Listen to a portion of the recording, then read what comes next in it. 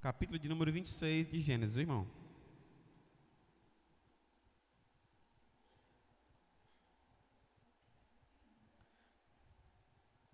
Glória a Deus. Capítulo de número 26, no livro de Gênesis. Quem achou vai ficando de pé, em nome de Jesus. Para quem não sabe, o livro de Gênesis é o primeiro livro da Bíblia. Não diga. Gênesis capítulo 26.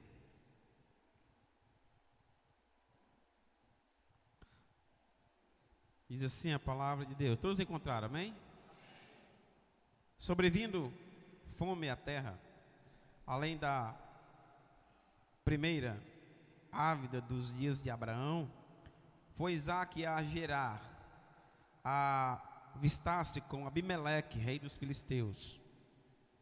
Apareceu-lhe o Senhor e disse: não desças ao Egito, fica na terra que eu te disser, habita nela, e serei contigo, e te abençoarei, porque a ti e a tua descendência darei a todas essas terras, e confirmarei o juramento que fiz a Abraão teu pai. Multiplicarei a tua descendência como as estrelas do céu, e lhe darei todas essas terras. Na tua descendência serão abençoadas todas as nações da terra, porque Abraão obedeceu a minha palavra e guardou os meus mandados, e os meus preceitos, e os meus estatutos, e as minhas leis. Isaque, pois, ficou em Gerar. Perguntando-lhe os homens daquele lugar a respeito de sua mulher, disse: é minha irmã, pois temia dizer: és minha mulher. Para que, dizia ele consigo, os homens no lugar não me matarem por amor de Rebeca, porque era muito formosa de aparência. Amém, irmãos? Podem sentar, queridos.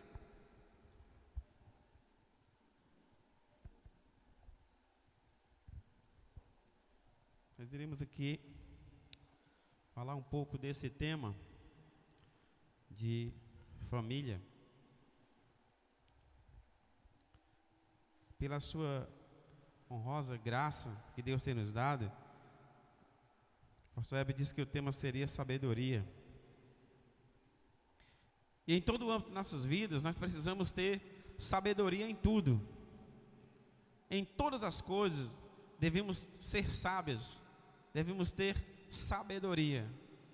E na família, amados, também não é diferente. Principalmente na família, nós devemos ser sábios diante de Deus. Administrar uma família, um pai de família, uma mãe, é uma tarefa árdua, principalmente nos dias atuais que nós vivemos hoje.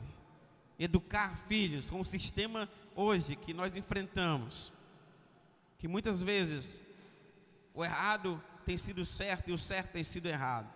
Então é um desafio para nós, pais, mães, educarmos filhos, criarmos uma família sólida na palavra de Deus, no Evangelho de Cristo Jesus.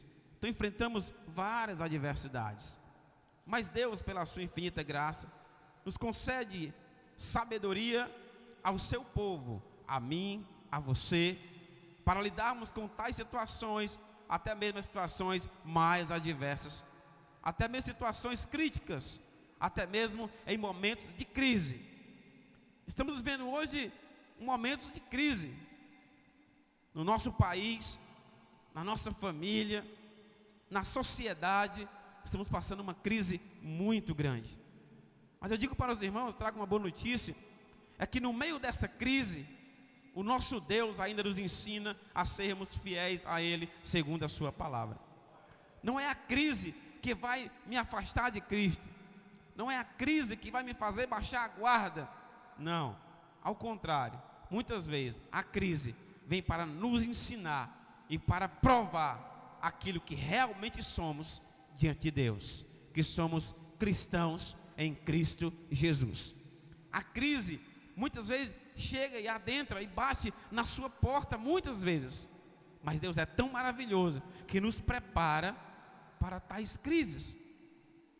Deus é tão maravilhoso, irmãos, que Ele muitas vezes proporciona muitas crises na nossa vida, para que até nós possamos despertar de algo. Estava imaginando outro dia e comecei a imaginar e pensar a situação que nós vivemos hoje. Situação econômica, social, política do nosso país. E eu fiquei ali em casa imaginando e comecei a pensar que ao longo de alguns anos atrás, a igreja do Senhor, em modo geral, a igreja universal, ela chegou a estacionar no tempo. A igreja do Senhor chegou a estacionar. Ela ficou estacionada. Pouco se fala de evangelização. Pouco se faz uma campanha ou um culto campal. Pouquíssimos irmãos vão. Muitas vezes vai o dirigente e o pregador, e vai uma irmãzinha para cantar o hino da harpa. Muitas vezes a igreja esqueceu daquela missão que Deus deu para a igreja, que é anunciar as virtudes daquele que te chamou lá das trevas para a sua maravilhosa luz. Olha o que aconteceu, irmãos. Eu acredito, irmãos, que tudo que tem acontecido hoje tem a contribuição da mão de Deus. Nada acontece por acaso, nada. E eu vejo hoje que ao longo dos anos, muitas igrejas pararam no tempo. Vocês vão concordar comigo, mas eu vou passar aqui a minha ideia para a igreja. Muitas igrejas pararam no tempo, estacionaram. O que foi que houve? A preocupação dela mudou. Porque há 30, 40 anos atrás, a função da igreja qual era? Evangelizar. Era descer nos becos, nas valadas, ir lá no drogado, no viciado, e dizer: olha, Jesus te ama, Ele vai tirar você. Era essa a função da igreja. Era descer lá na prostituta, no prostíbulo, e arrancar a prostituta de lá e falar de Jesus. Era descer na favela, ver o homem caído na sarjeta, ir lá levantar e pregar a palavra para ele, certo? Era isso. Só que de tempo para cá a igreja parou, estacionou. O que acontece? A igreja se preocupou em manter os que tinham e aumentar o seu templo. Muitos se preocuparam com seus templos suntuosos. Não perceberam? Muitas igrejas, cada qual queria ser a maior, né? A maior, a minha cabe 3.000, a minha cabe 5.000. Não, a minha tem poltrona acolchoada, a minha vai ter, como é que chama lá?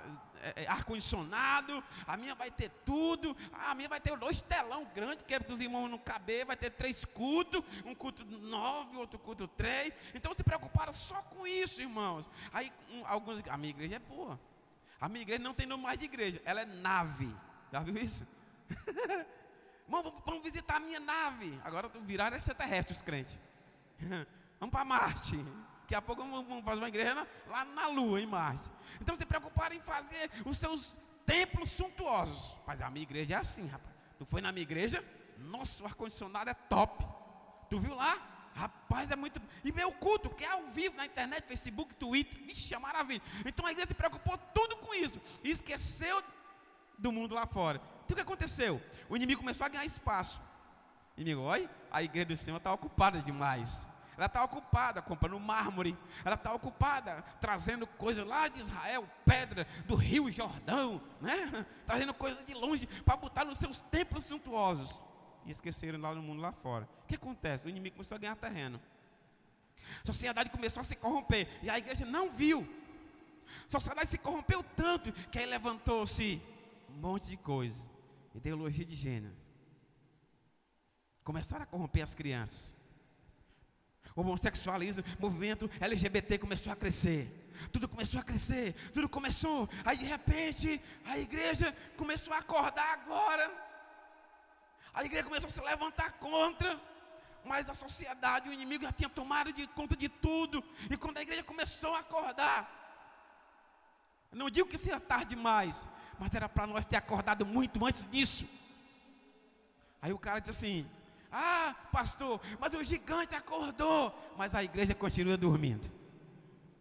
O gigante está acordado, o mundo está acordado, mas a igreja está dormindo. Então, agora, irmãos, não está tudo perdido, claro que não, porque o nosso Deus é maior do que todas as coisas, amém?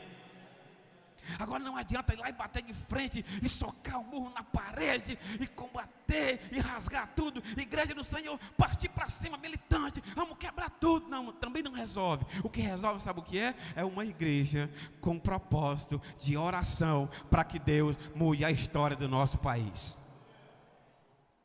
Vamos acordar. Eu não sei nem quanto tempo a irmã me deu. Eu vou terminar rapidinho. Que hora é? 6h15. Eu prometo que 8 horas nós saímos daqui. Amém? Até irmão quer ir embora. Glória a Deus. Irmãos, eu quero falar de crise. Crise na família. Quem aqui já passou por crise na família? Levanta a mão. Quem já passou? Irmãos, não tem quem não passe. Todos nós enfrentamos crise, não é, irmão? Todos nós. Crises na família. Quem aqui já não chegou em casa com fome à noite, 10 horas para fazer alguma comida, e quando vai ligar o fogo, o botijão, o gás, tudo fechado. Meu Deus, e agora? Fazer o mingau do menino, bota o mingau da menina para fazer no fogo. A bichinha está com fome. Aí quando liga o fogão, cadê o gás, mulher? Acabou. Aí não, besteira, bota água no liquidificador e bate o mingau no liquidificador e dá para a menina. Como que eu vou bater a coisa? Cortou a luz ontem, homem. Misericórdia, Jesus. Jesus Cristo. A crise se instalou. Qual a solução para fugir dessa crise?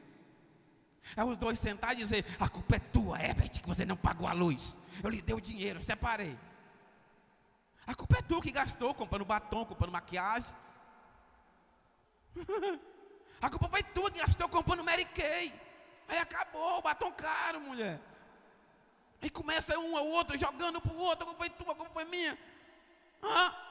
Cortar energia, claro, a energia vem caro. Tu passa o dia todo domingo com o culto, tome chapinha, tome secador, tome chapinha, tome energia. Aí fica aquela coisa, um jogando para um lado, um jogando para o outro, um jogando para cima do lado, jogando para cima do outro. E não se resolve a crise dessa forma. A crise se resolve os dois juntos. Instalou-se uma crise no capítulo 26 de Gênesis. E foi uma crise grande na vida de Isaac. Chegou fome. Irmão, a fome chegou onde Isaac estava. E qual o segredo quando há fome? Fugir da fome. Fugir. Então Isaac procurou fugir da fome. Então, o primeiro passo, queridos, em crise, que nós precisamos fazer, qual é? Seguir a orientação de Deus. Na crise, o primeiro passo não é acusar, não é apontar, é seguir a orientação de Deus. É os dois se ajoelharem, orarem e dizer: Senhor, estamos aqui aguardando agora a tua instrução. O que é que nós devemos fazer? Então foi isso que Isaac fez. Então eles foram desafiados a lutar pela sobrevivência. Não tinha comida, não tinha água, não tinha alimento. Eles tinham que buscar alguma coisa. Então eles se uniram, Isaac e Rebeca, vão para algum canto. E um dos lugares mais bonitos e mais que tinha comida à vontade era o Egito. Irmãos, Deus conhece nossos corações. E talvez Isaac pensou: vamos para o Egito. Lá tem comida, lá tem fartura, lá é tudo fácil, lá é bom demais. Mas acredita que quando Isaac terminou de pensar, Deus disse: Isaac, não vá para o Egito. Mas Senhor, eu nem falei nada. Mas tu pensou. Quantos de nós no meio da crise, irmãos, quantos de nós no meio da crise queremos procurar lugares fáceis, atalhos fáceis? Mas Deus disse: Isaac, não vai para o Egito, vai para Gerar. Agora, não sabe como era a terra de Gerar? O lugar onde eles estavam era um lugar seco, um lugar árido, não chovia. Como Isaac ia plantar num lugar daquele para nascer, irmão? Pobre do Isaac, já estava com fome. Ele, a mulher, ele, a esposa. E Deus manda ele ir para um lugar difícil, Por que Deus faz isso com a gente, irmãos? Por que Deus sempre, nos momentos de crise, nos leva para o deserto? Fique imaginando por quê. Por que Deus nos leva para os pastos verdejantes? Né? O homem chegou em casa, muito feliz da vida, abriu a geladeira, e quando abriu a geladeira, aí olhou para a geladeira, estava cheio de bate-gude, geladeira cheia de leite, Danone, abriu o congelador, bisteca, picanha, eita Jesus, refrigerante, Coca-Cola, tudo bom. Aí ele olhou, olhou para a mulher, eu não falei, mulher, o Senhor é meu pastor e nada me faltará. Por que o Senhor só é teu pastor e nada te faltará? Quando está tudo bem na tua casa, quando tua família vai bem, quando a tua dispensa está cheia, quando a tua conta lá no Bradesco, Santander, está maravilha, você bate e diz, o Senhor é meu pastor e nada me faltará. Quer dizer que Ele não é o teu Deus, Ele não é o teu pastor em meio à crise, Ele não é o teu Deus em meio à crise. Se Deus nos leva para o deserto, sabe por que Deus nos leva para o deserto? É para que nós possamos aprender a sermos totalmente, 100% dependente dEle. Ser dependente de Deus.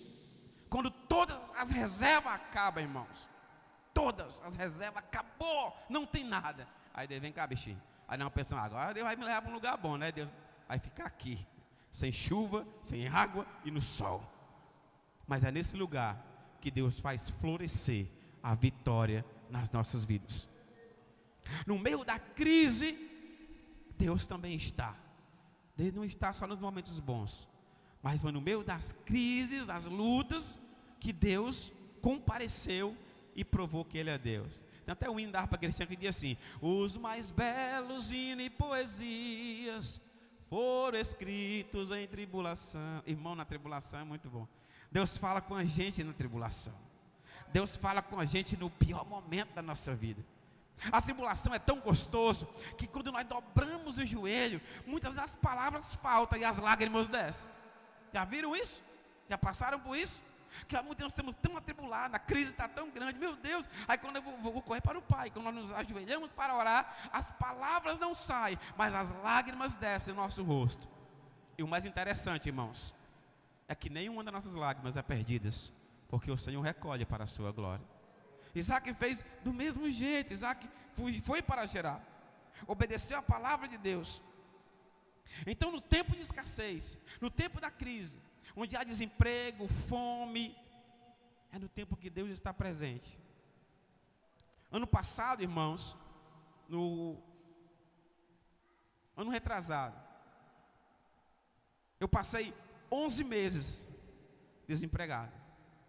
Não sabe o que é passar 11 meses desempregado? 11 meses. Detalhe, a minha esposa também. Nós dois, desempregados. 2 crianças. Eu disse, Pai amado, Jesus. Mas continuamos firmes servindo ao Senhor. 11 meses. Eu digo para vocês, sem mentira, sem hipocrisia, Deus nunca deixou, nesses 11 meses, eu dormir com fome, sem café da manhã e sem almoço. Também não me pergunte de onde veio, eu sei que Ele mandou. Isso Deus foi uma prova que Deus colocou na minha vida. E quando chegou um certo dia, já estava iniciando o 12º mês que eu estava desempregado. Minha esposa foi dormir, e eu levantei assim, mais ou menos era 00:30, e eu moro num duplex. Aí eu abri a janela, olhei para as estrelas, fiz igual Abraão, né? Era 00:30, olhei para as estrelas, olhei para o céu e disse, Senhor, e aí, tá gostando da situação aí? Tá gostando, Senhor, aí? Porque eu não estou muito não. Mas, se tu me trouxe para esse deserto, tu vai me tirar dele. Eu disse, Senhor, eu quero te pedir, hoje, nessa noite, eu dizendo naquele dia, que tu abras a porta para mim. Tu sabes que eu preciso. Amém? Estamos conversando. E fui dormir. 2 dias depois, uma empresa que eu coloquei um currículo lá, não sei nem quando lá, liga para mim e disse, São Edivaldo Batista de Souza, nome de gente rica. Aí eu disse, sou. Aí eu, né, o cara falou com a voz, aí eu do outro lado, sou eu, pode falar. Que é para ficar bonito, né? Sou eu, pode falar. É porque aqui está chamando você aqui na empresa e diz: agora, quando é? Amanhã de manhã. Isso era isso, irmãos, era num sábado. E quando eu chego na empresa num sábado, eu chego na porta da empresa e eu bato. Aperta a campainha lá e a câmera chama para mim. Eu, bora ligar, dando tchau para a câmera para alguém me ver. E a moça disse: diga, senhor. Eu disse: sou Edivaldo. Me chamaram para eu vir aqui. Eu disse: não, mano, me chamaram enganado. Hoje é sábado, não funciona o escritório, está fechado. Mas me chamaram, ligaram para mim. Não, então pode voltar ali, chamaram errado. Aí eu fiquei ali: Senhor, não acredito. Amém. Fiquei por acolá, quando eu penso em voltar, a vozinha: como é o seu nome mesmo? Eu disse: é Edivaldo. Aguarde, o rapaz está chegando. O rapaz entrou. Quando eu entrei, o cara quase me arrastou pela camisa, me jogou numa sala, pegou uma calça, uma farda, uma bota. Vai tipo o emprego que está precisando agora urgente. Meu Deus. Perguntou nem meu número, minha calça, minha camisa, o número, jogou nos meus peitos. Entra nesse carro e vamos embora. Eu disse: amém, Jesus, vamos embora. E pronto, irmão, estou lá até hoje. Estou com 1 ano e 1 mês nessa empresa. Então, irmãos, no meio da crise, Deus age no momento oportuno. Eu não sei se você está passando crise no seu casamento, no seu relacionamento. Só digo uma coisa para você: que no momento oportuno, Deus vai fazer soprar, aleluia, na tua tribulação, na tua crise. Portanto, Isaac enfrentou toda essa batalha.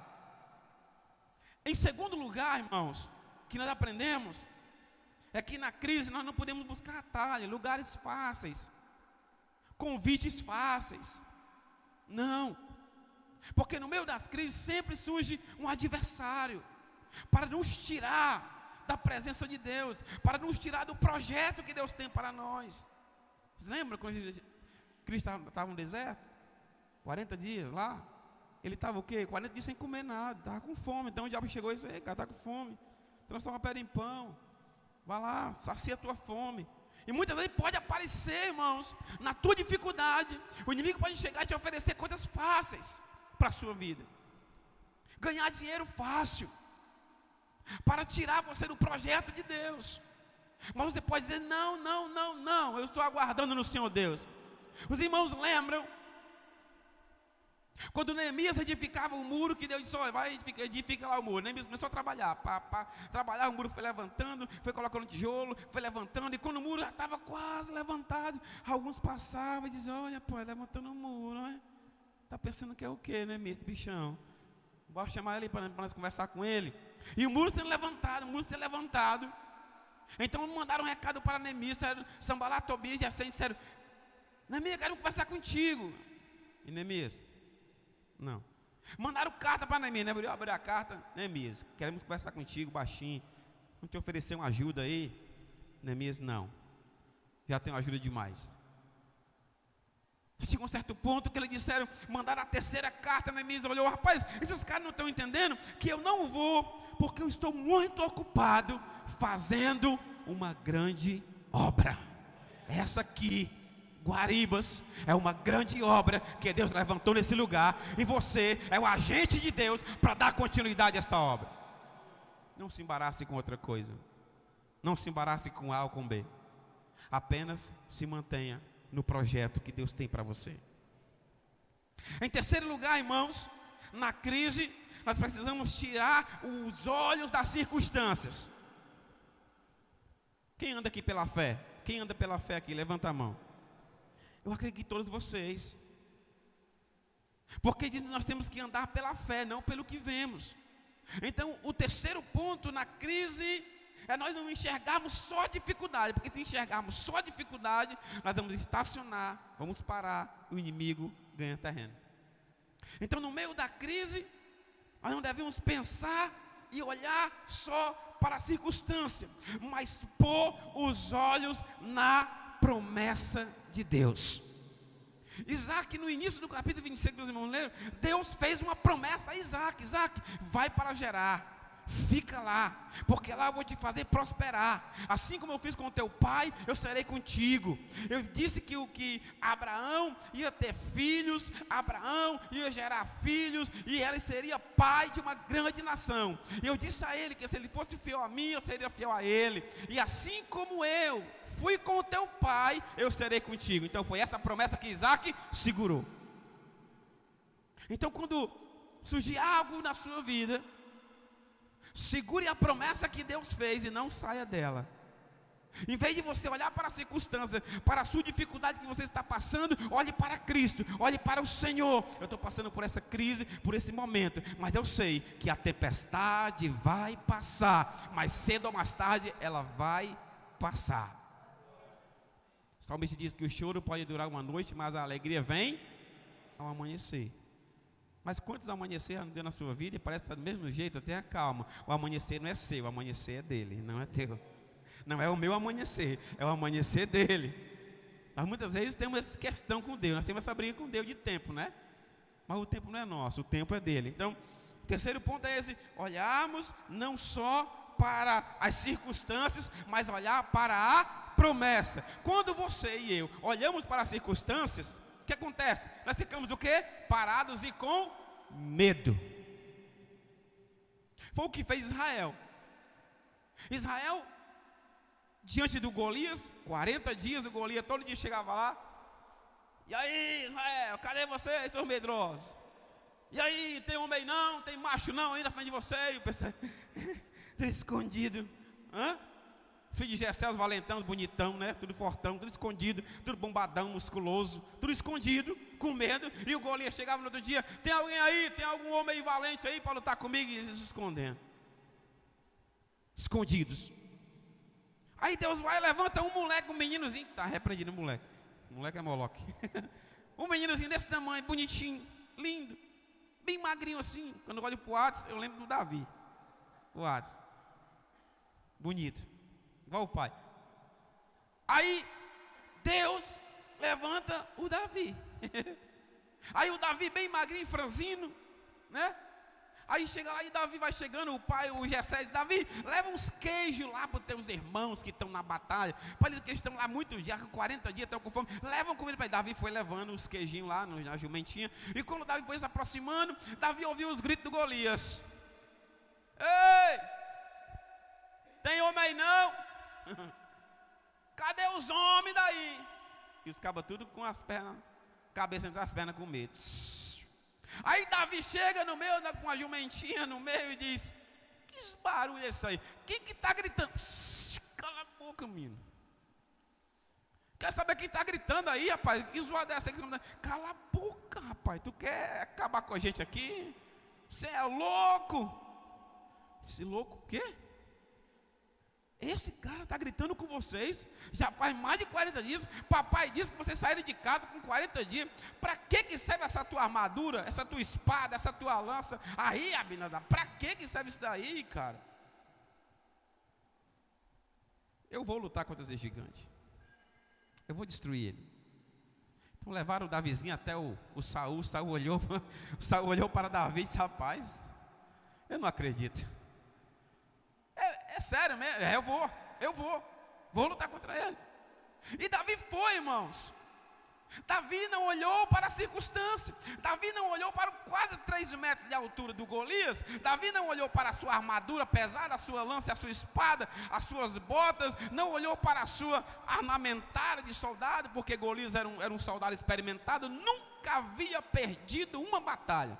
Davi era invicto. Era quase um José Aldo da vida. Não havia perdido uma luta, uma batalha sequer. Mas aí chegou o Davi. Davi disse: eu vou derrotá-lo. E disse: Senhor, eu acredito que Davi disse, olhou para o gigante sem medo nenhum. Davi não era medroso, porque o que nos faz parar é o medo de avançar, é o medo de ir para frente, é o medo da circunstância. Nos deixa paralisado e não nos deixa agir.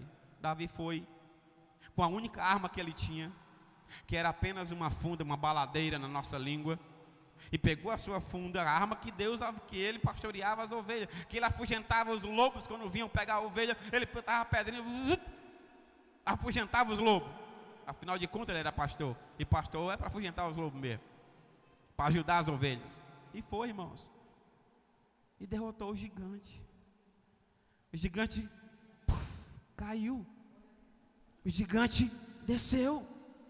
Se você parar de olhar para o teu gigante, se você parar de olhar para esse gigante que afronta a tua vida, a tua família, e olhar para um Deus que é muito mais além, maior do que esse gigante. Eu não me interessa o tamanho do teu gigante, ou quanto tempo, se é 40 dias, ou se é 2 anos, 1 ano, que ele tem afrontado a tua vida. O que eu quero dizer é que acima desse gigante há um Deus que é todo poderoso para te dar vitória e colocar ele, enfim, por terra.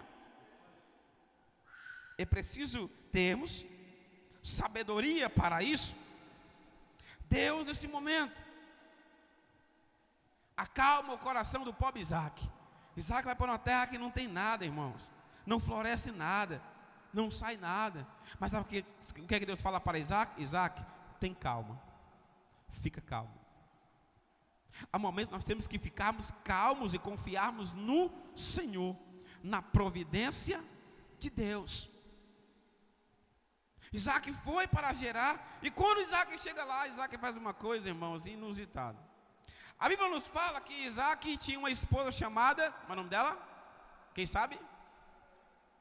Como? Rebeca. O nome da esposa de Isaac era Rebeca. E a Bíblia diz que Rebeca era uma mulher formosa, era uma mulher bonita, atraente. Servo de Deus ia escolher, né? Escolheu bem legalzinho. Rebeca, linda. Então ele foi para Gerar. A cidade de Gerar era uma cidade também que era idólatra, que era a cidade do rei Abimeleque. E chega lá, quando ele vai entrando na cidade, ele para e diz: Rebeca, vamos fazer aqui um acordo nós dois. Qual é, Isaac? Rebeca, tu é show de bola, Rebeca. O cara olhar para tu, vai cair facinho, facinho.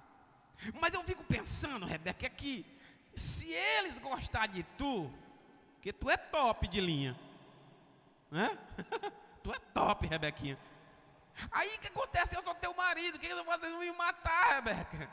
Vão meter o aço em mim, vão tomar tudo de mim. Agora, para que isso não aconteça, vamos fazer aqui um projeto, um plano de tu vai dizer que é minha irmã. Aí sim. Aí, olha a cabeça do Isaac. Isso acontece com a gente, viu, irmãos? Olha a cabeça do Isaac. Ele joga a mulher na fornalha para limpar a pele dele. Queria dizer, se eles te catarem, se o rei Abimeleque te pegar para ser esposa dele, tu vai e esquece de mim. Deixa eu aqui sozinho, que aí eu escapo com vida.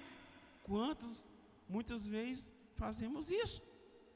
E o que ele fez? A atitude de Isaac foi errada, irmãos. A atitude de Isaac, ele pensou só em si mesmo. Ele não pensou na sua esposa. Ele não pensou na sua varoa que Deus havia dado para ele. Tanto faz se ela fosse pega para casar com o rei Abimeleque, desde que ele ficasse vivo. Mas a Bíblia diz e nos ensina que assim como Cristo amou a sua igreja e se entregou por ela, eu e você deve amar a sua esposa. Não troque ela por nada. Não troque a sua esposa por nada. Tem gente aí trocando de 40 por 2 de 20. Aí se ferra, porque não dá certo. Então o que acontece é que Isaac proporcionou isso e Rebeca ficou sem entender.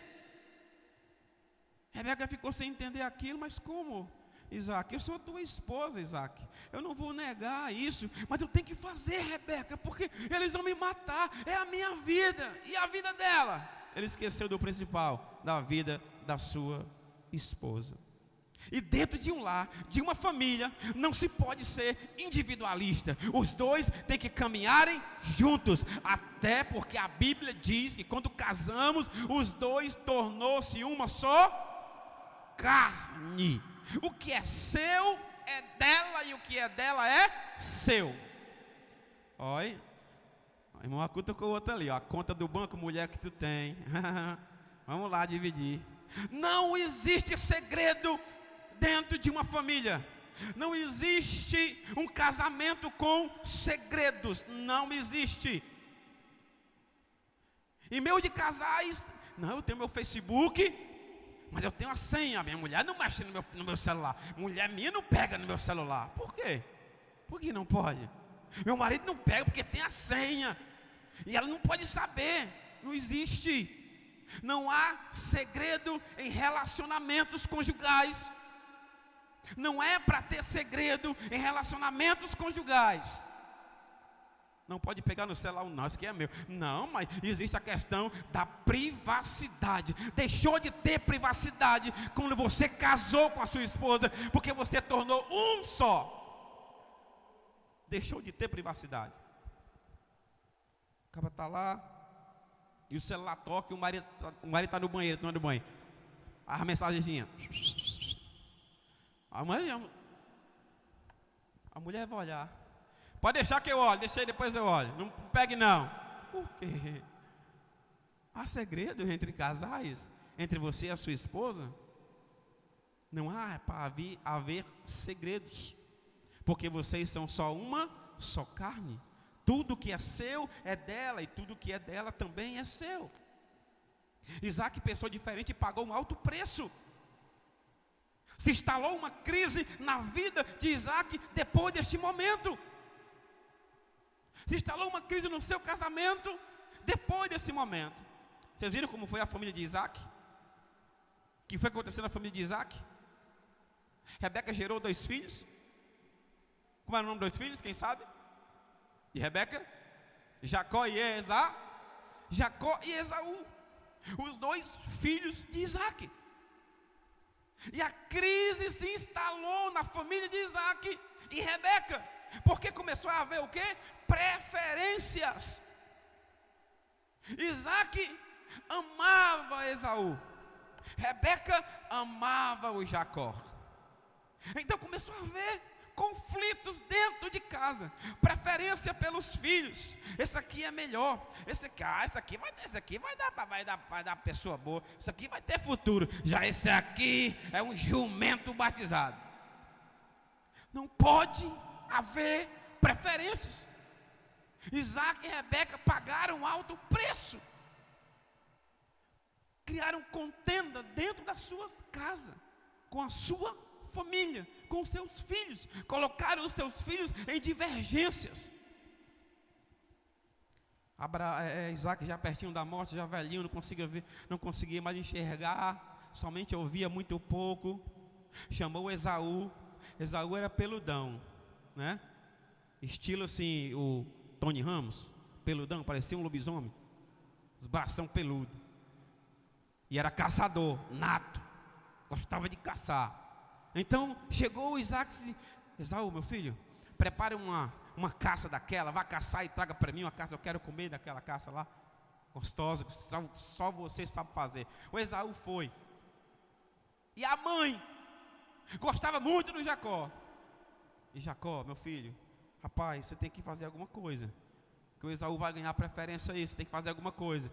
E ela junto com Jacó traçou todo um plano para que o Isaac abençoasse o Jacó e não o Esaú. Esaú deveria ser abençoado porque ele era o primogênito. Ele nasceu primeiro, embora o Jacó, quando saiu, o Esaú saiu, o Jacó estava segurado no calcanhar do Esaú. Você vai sair, mas eu vou sair com você. A briga começou lá no ventre de Rebeca. Irmãos, muitas vezes nossos lares, nós não podemos ter preferências. Devemos corrigir nossos filhos da forma que é preciso, para que eles não fiquem um sentimento indesejado. Ah, mamãe gosta mais de fulano. Ah, papai gosta mais de fulano, a mãe não gosta de mim. E aquilo vai gerando conflitos dentro da criança. E gerou isso. Pagaram alto preço. Um dos filhos, Esaú, saiu de casa. Jacó saiu de casa para não morrer. 20 anos se passaram. 20 anos que eles foram embora e se separaram. O que aconteceu? Isaac e Rebeca tiveram um relacionamento ruim, tiveram um relacionamento de desconfiança, viviam de casa praticamente sem se falar os dois, porque os filhos tinham ido embora, e Isaac dizia: Rebeca, Jacó foi embora, Esaú foi embora por causa de você. E Rebeca dizia: sabe por que ele foi embora, Jacó? Porque você gostava mais de Esaú. Então a contenda vivia dentro da casa de Isaac e Rebeca. Irmãos, é necessário que você possa nessa noite usar de sabedoria e repreender a contenda dentro da tua casa. Não aceita contenda na tua casa, com teu esposo, com teus filhos, com a tua esposa. Viva um lar essencial, feliz em Cristo Jesus. Viveram os dois tristes, foram embora os dois filhos. Rebeca morreu e não conseguiu ver a reconciliação dos dois filhos. Isaac conseguiu ver os filhos se reconciliarem, mas mesmo assim partiu depois da reconciliação dos filhos. Irmãos, lutemos pela nossa família, tenhamos sabedoria na nossa família, em criar os nossos filhos, em educar nossos filhos, principalmente na presença de Deus. Quando eles são crianças assim, levem seus filhos para a igreja, tragam seus filhos para a igreja. A gente diz assim, uma certa feita, uma irmã disse assim, tinha três filhos aliás, e ela chegava no culto, o pastor dizia assim para ela: irmã, cadê os seus filhos? Estão lá, pastor, não querem vir não. Eles não querem vir, eu não vou forçar. Quantos anos tem seu filho, irmã? O mais novo tem 7, um tem 9, o outro tem 11. Eles não querem vir, eu não vou arrastar a força. Tá certo. Mas todo o pastor dizia: traga seus filhos para a igreja, irmã. Traga as crianças, tem grupo de crianças, tem sala para as crianças. Não, eles não querem vir não. Não vou forçar eles não. O pastor chegou para ela e disse: olha, se você hoje não quer forçar os seus filhos a vir para a igreja, trazer eles, mesmo que eles não querendo, trazer eles para a igreja, mais tarde, eles podem lhe forçar a ir a lugares que você não vai querer ir. Só isso. Anos se passaram, os 3 filhos daquela irmã se afastaram, foram para o mundo. Alguns entraram na criminalidade, e ela muitas vezes, em dia de domingo, era escola bíblica dominical, pela manhã: irmã, tem escola? Posso não. Por quê, irmã? Eu estou indo lá para a cadeia deixar o almoço do Naldinho. Eu não queria ir não, mas eu tenho que ir. Irmãos, é sério isso. Nós temos que aprender a darmos ouvido à voz do Senhor, ensinar os nossos filhos, como diz a palavra: ensina o teu filho no caminho em que ele deve andar. E o caminho que ele deve andar é o caminho da verdade, é o caminho da palavra de Deus. Que quando ele crescer, ele ficar adulto, ele pode até se afastar, dar uma volta no Egito, lá no mundo, mas a semente que você ensinou ficou plantada no seu coração. Portanto, família é um caso sério, mas Deus nos dá graça para convivermos em família e criarmos nossos filhos e ensinarmos o caminho da verdade, mesmo em meio às crises. Amém? Que Deus possa lhe dar sabedoria. Vamos ficar de pé em nome de Jesus. Eu quero orar nessa noite pela sua vida, eu quero orar pela sua família, eu quero orar pela sua casa, para que Deus possa fazer maravilhas na sua família. Tenha sabedoria no Senhor. Ame a sua família. Não troque a sua família por nada. Nada. A sua família é mais importante do que tudo. Tudo, tudo. A sua casa é mais importante que tudo. Amém? Feche seus olhos neste momento. Eu quero orar pela sua vida. Deus querido, Deus amado, nesta noite, Senhor, nós queremos te dar graça, Senhor. Queremos te render graça, Senhor, pela tua benignidade e bondade. Queremos te glorificar, Senhor, pelas famílias da tua igreja. Senhor, no nome de Jesus, entra, Deus, em cada lar nesta noite. Visita, Pai, cada família. Não deixa que o teu povo possa desistir da sua família. Aqueles que não têm o esposo cristão ainda, ensina a orar por ele, a esperar na tua vontade. Aqueles que têm filhos que estão no mundo das drogas, Senhor, ensina-nos a orar e a esperar pela tua vontade. Deus, visita cada família, cada lar, supre toda necessidade, e que no nome de Jesus, essas crises que virão ou que vem, ou que está instalada até, talvez, Senhor, que ela sirva de crescimento, maturidade espiritual, para que eu cresça na Tua presença. Assim, Senhor, abençoa esta igreja, abençoa as famílias desta igreja, deste templo, desta casa, cada uma delas sejam abençoadas, que a graça do Senhor seja derramada abundantemente, sem medida, Deus, sobre cada família, sobre cada pai, sobre cada mãe, sobre cada criança, Senhor. Derrama o Teu bálsamo nessa noite, no nome de Jesus. Derrama a Tua glória no nome de Jesus. Talvez alguém saiu, veio para a igreja atribulado, e talvez deixou uma crise instalada em casa, e talvez esteja pensando: quando eu chegar, não sei como está. Não se preocupa, porque Deus vai cuidar de tudo. Não se preocupa de como você chegou até aqui. Não se preocupa de como você deixou a sua casa quando você saiu. Saiba de uma coisa: a adoração de todo o teu coração. Deus, visita esta casa, esta família que está passando por crise.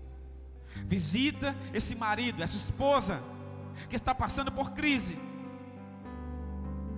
Que a Tua mão poderosa seja sobre cada lar em nome de Jesus, repreendendo toda crise instalada, seja repreendida no nome de Jesus. Que a vitória venha sobre esta família, que a vitória venha sobre esta casa em nome de Jesus. Que a vitória a partir de hoje reine nesta casa, que a vitória reine neste lar, que a enfermidade seja repreendida no nome de Jesus. Que haja abundância nessa casa, que haja saúde nesta casa, que haja, aleluia, prosperidade nesta casa. Abre as portas nessa casa, que muitos olhem para esta casa e digam: quem era esse povo? E agora é o povo cheio da graça de Deus. Aleluia. Levanta aquele que está caído, levanta aquele que está abatido, desanimado, Senhor. Fortalece no nome de Jesus Cristo. Em nome de Jesus, seja restaurado. Em nome de Jesus, seja restaurado. Em nome de Jesus. Pegue na mão do seu irmão, olhe para ele e diga assim: seja restaurado. Diga para ele: seja restaurado. Em nome de Jesus. Amém.